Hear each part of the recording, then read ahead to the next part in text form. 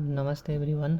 आज म यो एक्सपेरिमेन्शियल इक्वेसनको एक्सर्साइज 10.2 को 1 नम्बर सोलुसन गरिरहेको छु। अनि यसमा तपाईले के बुझ्नु भएन भने कमेन्ट गर्नुहोला। म नम्बर वाइज सोलुसन गर्दै गइरहेको छु।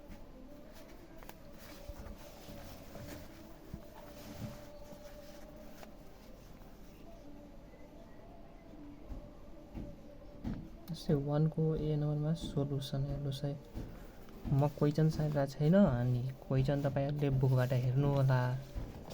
अनि केही बुझ्नमा आएन भने सोध्नु होला। म यो क्वेसनबाट गिभन सिभन सब लेखिदिन्छु, राम्रोसित बुझ्नुहुन्छ पुरै। अलि राम्रोसित हेर्नु होला, ध्यान दिएर एकैछिन कन्सन्ट्रेसन गरेर हेर्नुस्। केही न केही त पक्कै सिक्नुहुन्छ। b = c को power a and c = a को पावर b, यति हामीलाई गिभन दिएछ। अनि हामीलाई प्रुभ गर्नको लागि के भनेछ भने a b c = 1। अब यो छ कुन च्याप्टर त एक्सपोनेन्शियल इक्वेसन। यसमा हामीलाई इन्डिसेसको नलेज हुनु जरुरी छ। त्यो पनि हामीलाई यो मतलब जस्तै a को पावर b छ अनि a को पावर 1 छ भने यो b = 1 मतलब सेम बेस भएपछि हामी पावरलाई इक्वेट गर्न पाउँछौँ। यो हामीलाई थाहा हुनु पर्यो।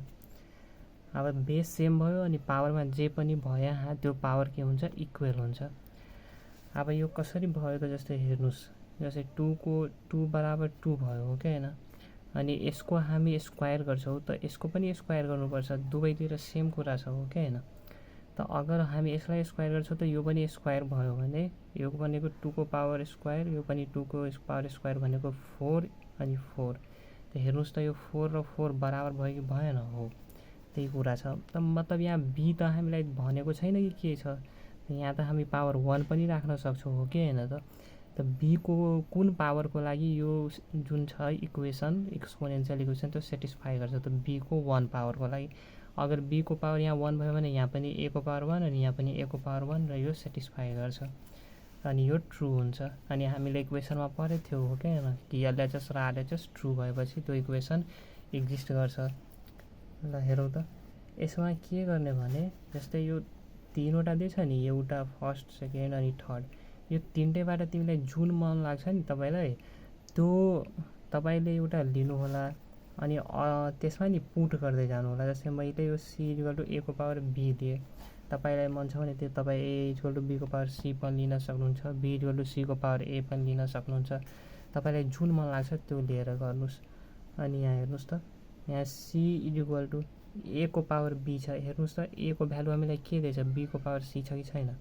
हो, त त्यही b को पावर c राख्ने अनि त्यसको पावर के छ यहाँ त b छ। यसरी गर्ने। अनि त्यस्तै c = b को पावर c भइहाल्यो। अनि अब हेर्नुस् त हामीलाई b को भ्यालु चाहियो। b = के दिएछ त c को पावर a, यही राखौ यहाँ। पहिला यसलाई राम्रोसित यो गर्दो, मल्टिप्लाई गर्दो।